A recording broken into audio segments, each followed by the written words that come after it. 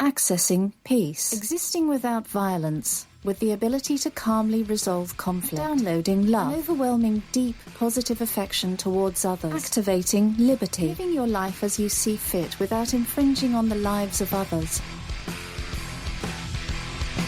Welcome to Peace, Love, Liberty Radio, online at fppradio.com. I am your host, Darryl W. Harry, the Liberty Penguin, the Wombat, the uncut cocaine of libertarianism. And you know what day it is. That's right, it's Friday. Gotta get down on Friday. Yesterday was Thursday, tomorrow is Saturday, something Friday. I don't know why I decided to do a spoken word version of that absolutely horrible song. But you know what? It just happened, and I'm leaving this in here. I am not going to stop the recording and go back and restart so that you don't have to listen to that. Because if I had to listen to it, and I didn't know it was going to happen, you've got to listen to it as well. Hopefully you're still listening. Because the actual thing is, yes, it's Friday, which means it's the Ask Me Anything. And I've got a couple of very interesting questions this week. The first of which, Darryl, is this for real? And it links over to an article from the Arizona Capitol Times. Headline: Arizona Senate votes to seize assets of those who participate in protests that turn violent. And what they should have done here is use the word "and" instead of just having a comma, especially for those who were reading this vocally. So yes, there was a bill that would have, if adopted, among other things, allowed confiscation of property belonging to anyone who was convicted of the offense of conspiracy. Now, that sounds bad, right? Conspiracy? You're conspiring with people? Well, let's actually read what the proposal is here. A person commits conspiracy if, with the intent to promote or aid the commission of an offense, such person agrees with one or more persons that at least one of them or another person will engage in conduct constituting the offense, and one of the parties commits an overt act in furthering of the offense. Doesn't matter what the offense is. If you and somebody else talk about it, and then you do it, then you have committed conspiracy. They then go on to define some terms, one of which would be expanded, and this is the relevant part.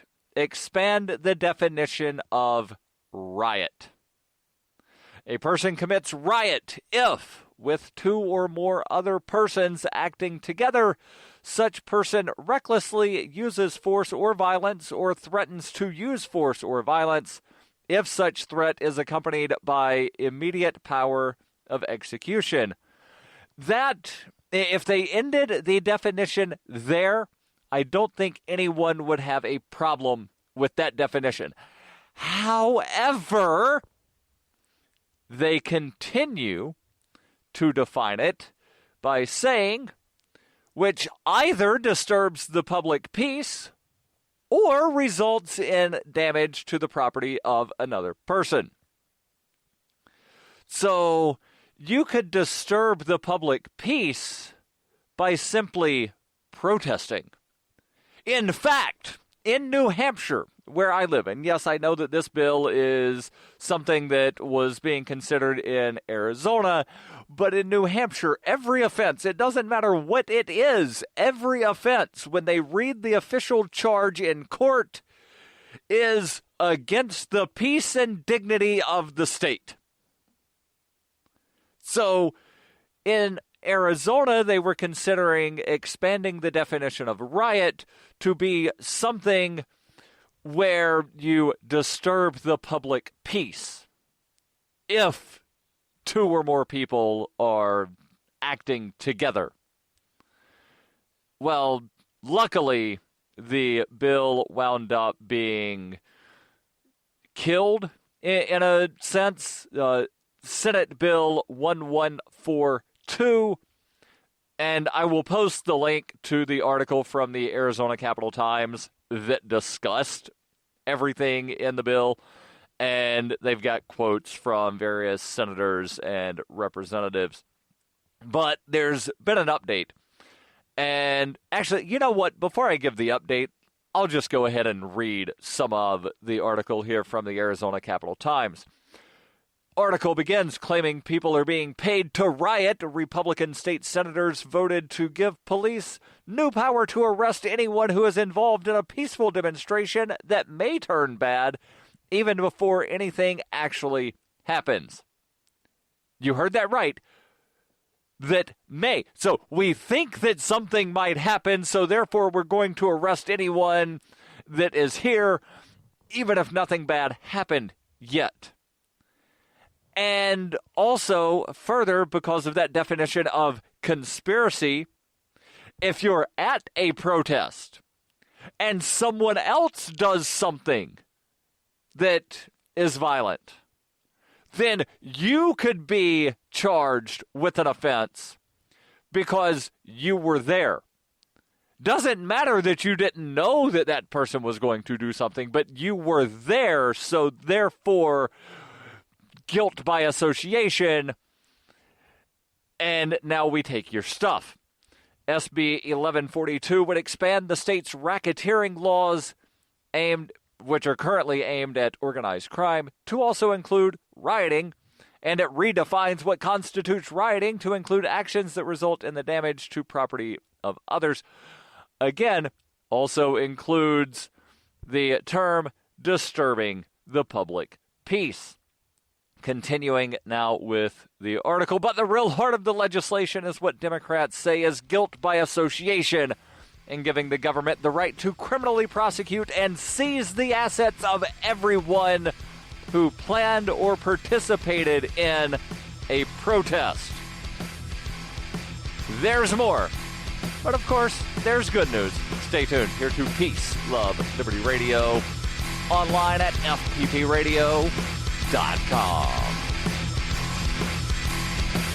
Hey, this is Michael Dean from the Freedom Fiends radio show. I've been working with computer programmer Derek Slopey to create Fiend Phone. I'm using Fiend Phone right now to talk with and record one of my co-hosts in real time. Take it, Davi. Hey, this is Davi Barker, and I'm 1,000 miles away from Michael, but we sound like we're in the same room. We sure do, Davi. So, Davi, please tell the nice people more about Fiend Phone. Fiend Phone is free, open-source software that opens up a global world of possibilities for collaborative, high-quality remote voice media production, and I'm digging it.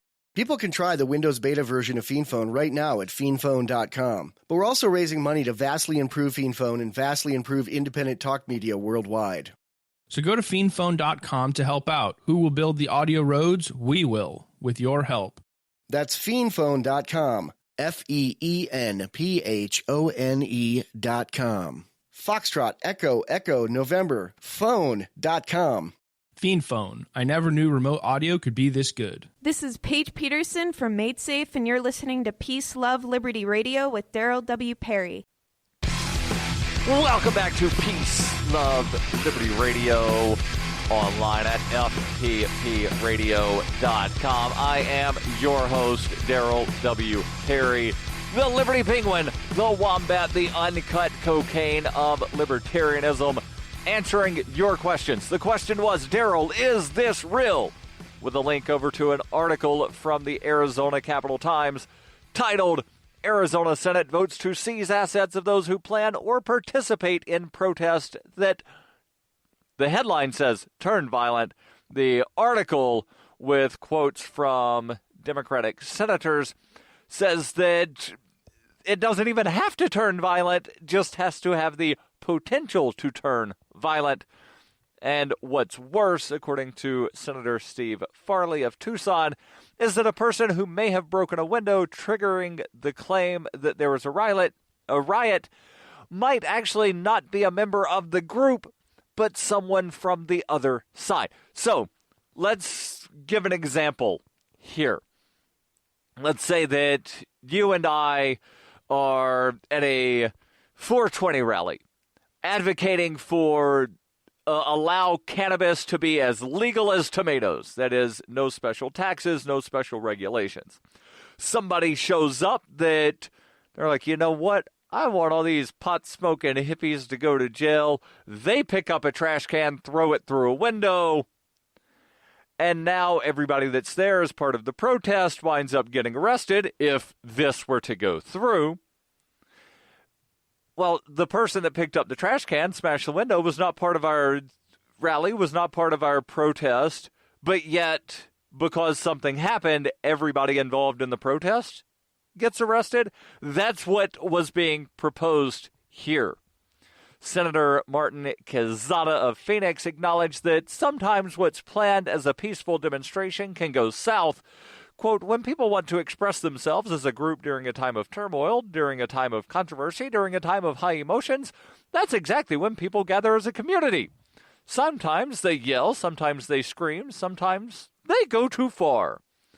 Quezada said, though, that everything that constitutes rioting already is a crime, ranging from assault to criminal damage, and those responsible can already be prosecuted. He said the purpose of SB 1142 appears to be designed to chill the First Amendment rights of people that decide to demonstrate in the first place for fear that something could go wrong. There's more from this article from the Arizona Capitol Times, but I'll jump to the update. The update comes from AZ Central, which is the website for the Arizona Republic, dated February 27th. The original story dated February 22nd. Headline from the Arizona Republic: Arizona House Speaker declares controversial protest bill dead. You heard that right. The Speaker of the House in Arizona has declared this bill dead. It went through the Senate, but has died in the House. The update: Governor Doug Ducey and the Republican leaders of the Arizona House declared dead a controversial bill that would punish organizers of protest that turned violent with racketeering charges. SB 1142's demise came as it gained national attention and was widely panned as an unconstitutional attempt to silence liberal groups protesting Donald Trump and congressional Republicans. Its fate was sealed over the weekend as House Speaker J.D. Mesnard, a Republican from Chandler, fielded phone calls from the public to complain about the bill. The House leader's personal cell phone number was listed on his personal website. Good! Good! They should put their personal cell phone numbers on their websites. Here in New Hampshire, where I happen to live, the state reps that have a telephone number listed on the state website, 9 times out of 10, it's either their cell phone or their house. You call it, you might wind up having some little kid answer the phone and say, hold on while I go get my mom or dad, depending on if the state rep is a man or a woman. So, very easy to get a hold of these people, at least here in New Hampshire, and I'm glad people were able to get a hold of this guy in Arizona.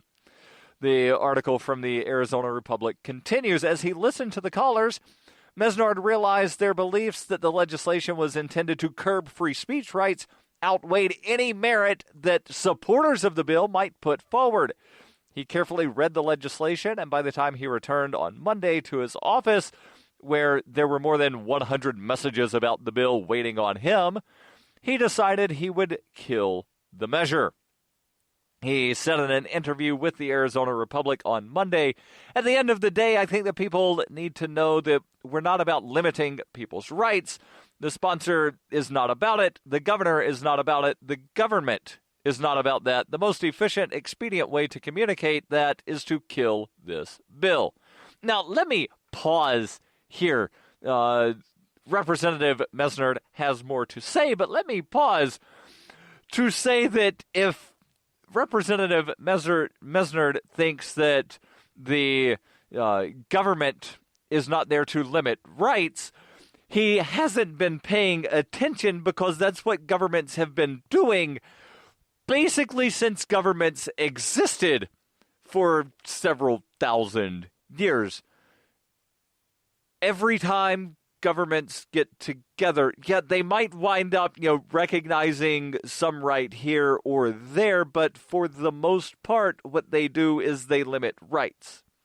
Now, yes, there is more human freedom today than there was, say, 200 years ago, but there are also certain aspects of our lives that are more regulated now than they were 200 years ago.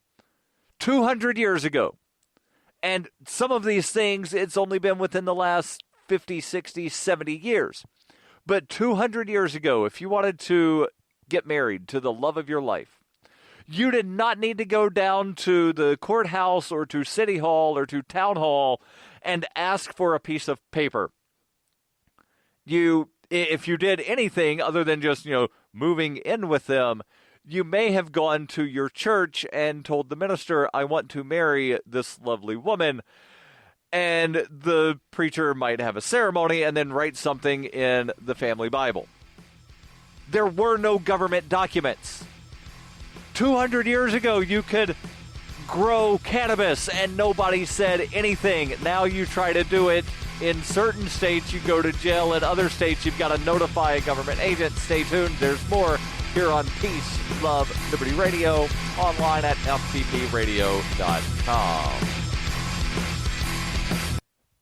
Cell 411 is a free app for Android and iOS that replaces government-controlled 911. Cell 411 allows you to preset a group of friends or private organizations to show up in any emergency. Cell 411 is a nightmare for the state because it proves their so-called services aren't needed. Cell 411 has had thousands of installs, and of course it's covered by the BIPCOT no government license. Cell 411 because your friends won't shoot you when you're in trouble.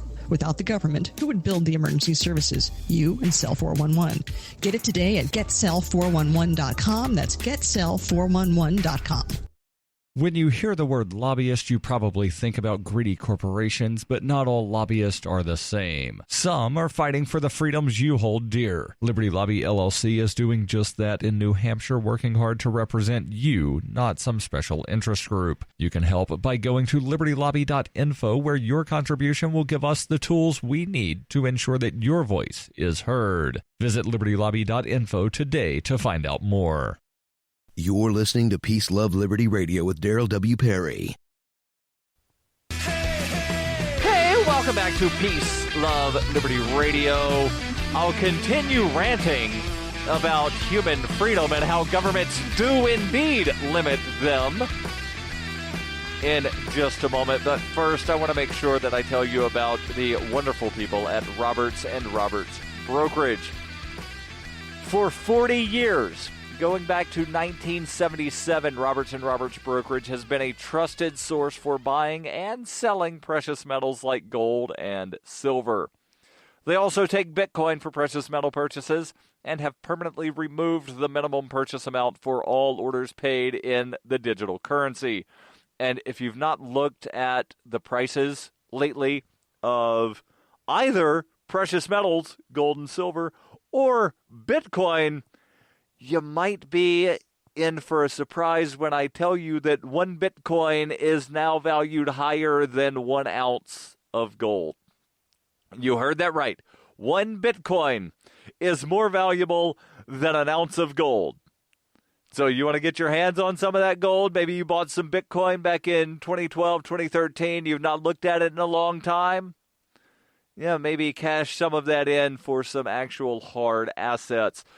Call Roberts & Roberts Brokerage today for knowledgeable advice on buying and selling precious metals and a forward-thinking approach to new technologies.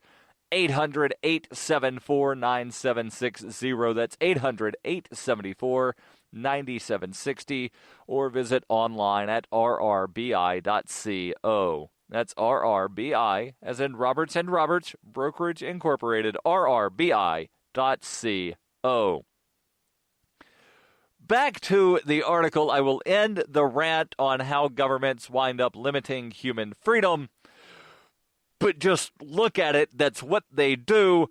I forget who said it. I think it's often attributed to either Will Rogers or Mark Twain that no man's life or liberty is safe when Congress is in session. The article from the Arizona Republic continues with a quote from Arizona Speaker J.D. Mesnard, who says, "Optics are important, and you don't ignore the fact that a bill, rightly or wrongly, is perceived as something we don't want to do. It doesn't matter what it does. This is the widespread belief about it, and the belief itself is harmful." Well, the belief, Mr. Mesnard, is accurate if you read the bill, and I will post a link in the show notes to where you can read the bill if you want to. You read the bill, you will see that, yes, they will be using this if it would have passed. Luckily, it's dead, ... for now. But this bill, if it passes at some future date, will be used to curb free speech. The author of this article at the Arizona Republic rightly points out that rioting is already illegal under Arizona law, but SB 1142 would have expanded racketeering laws to include rioting, would have also allowed protest organizers to be prosecuted if someone else was doing the rioting, even if that individual was not part of the protest that was organized. The measure could also let law enforcement prosecute organizers for planning an event that could result in a riot. There's more to this article. As always, the links will be in the show notes, but let's change gears here and move on to the next question. Question: did I post an AMA question yesterday, or was that a dream? And I responded, well, you did tag me in something, and here is the post. And the response was, that's not it. I thought I posted something about dirt. I must have been dreaming. But this person did actually tag me in something that was a question. And the question was, is this true? If so, why? And it's a meme. A meme shared by Mr. Bernie Sanders. That's Senator Bernie Sanders to some, former presidential candidate Bernie Sanders to other. But the meme here is a picture of, and basically it's a picture with some words on it. It says, drug prices, Canada versus U.S. EpiPen in Canada, $293. In the U.S., $638. Crestor, which is something for high cholesterol, Canada prices $200, U.S. it's $779.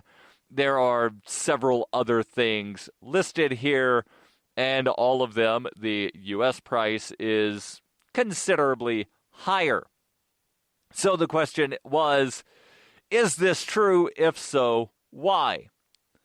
My response, and I did respond on the Facebook post, but I'll also respond here. My response is, this is a multifaceted issue. Lots of problems here. It's a multi-layer problem, was my exact words. Canada has a government-run healthcare system where the government sets prices, meaning that the Canadian government tells pharmacies and doctors how much they can charge, what they're allowed to charge, when they can charge it, and where and how, etc. In the U.S., not so much. But then another problem, and this is not something that I mentioned here, well, kind of, there are patents in the U.S. that prevent generic versions from coming to market to reduce the price. So, for example, with the EpiPen, and yes, the patent exists in Canada for the EpiPen as well, but see number 1 with price controls. But the EpiPen, there's one company that can make it, and the FDA has hindered all options or every attempt to make a generic version of the EpiPen. Stay tuned. There's more here on Peace, Love, Liberty Radio. Are you tired of governments murdering people around the world? Stop using their money. There is an alternative. Bitcoin is a stateless, free market, non-political currency. Bitcoin cannot be inflated or controlled by any government. By using their money, you are helping the state. Stop doing it. You have an incredible alternative available now. Learn it, use it, spread it. Get started with Bitcoin at weusecoins.com. That's weusecoins.com. Why do they hate us? Is libertarianism compatible with Islam? Davi Barker answers these questions and more in Voluntary Islam and Other Essays. He advances the voluntarist cause with analysis of the confluence of values between Islam and libertarianism, as well as contemporary movements from the Tea Party to the Arab Spring. Voluntary Islam by Davi Barker is available from Amazon.com and all major bookstores. You're listening to Peace, Love, Liberty Radio, online at fppradio.com. Welcome back to Peace, Love, Liberty Radio. Closing moments. I will do my best to finish answering the question here about, is it true that drugs are a lot cheaper in Canada? If so, why? And there's actually an article from time.com that I will not have time to get into too deeply, but they do mention 5 problems or 5 key findings from the Journal of American Medicine, or rather the Journal of the American Medical Association, JAMA. What they found is that drug manufacturers in the U.S. set their own prices, and that's not the norm elsewhere in the world. So that's the first thing that I mentioned, is Canada, there's the price fixing. They also mention that there are government-protected monopolies for certain drugs. So the patents. In an effort to promote innovation, the U.S. has a patent system. Listen to this again. In an effort to promote innovation, the U.S. has a patent system that allows drug manufacturers to retain control, sole manufacturing of the drug, for about 20 years. The FDA also gives drug manufacturers exclusivity for certain products, including those that treat people with rare diseases. One of those certain products, the EpiPen. But some drug companies deploy questionable strategies to maintain their monopolies. The tactics vary, but they include slightly tweaking the non-therapeutic parts of the drug, such as pill coating, to game the patent system, and pay larger pay-for-delay settlements to generic manufacturers who sue them over these patents. The FDA takes a long time to approve generic drugs. Application backlogs at the FDA have led to delays of 3 to 4 years before generic manufacturers can win approval to make drugs not protected by patents. And then you also run into the third item here, is that some state laws and other well-intentioned federal policies limit the ability for people to get generics. They write here, pharmacists in 26 states are required by law to get patient consent before switching to a generic drug. This reportedly cost Medicaid $19 million in 2006 for just one drug. Cost ran higher because pharmacists did not get patient consent and Medicaid had to pay for the costlier brand names. There is more to this, and as always, link will be in the show notes. And don't forget, every Friday I answer your questions. Send those over ama@fppradio.com. The podcasts of FPP Radio are licensed under Copy Heart. We believe that copying is a form of flattery and do not abide by the copyright laws. Those laws serve to restrict the flow of ideas which no one can really own. Copying is an act of love. Love is not subject to law. If you enjoy the show, consider joining the Fans program and get perks like ad-free versions of Peace, Love, Liberty Radio and FPP Radio News, and also get a copy of the monthly newspaper FPP News. To learn more or to join the Fans program, visit fans.fppradio.com.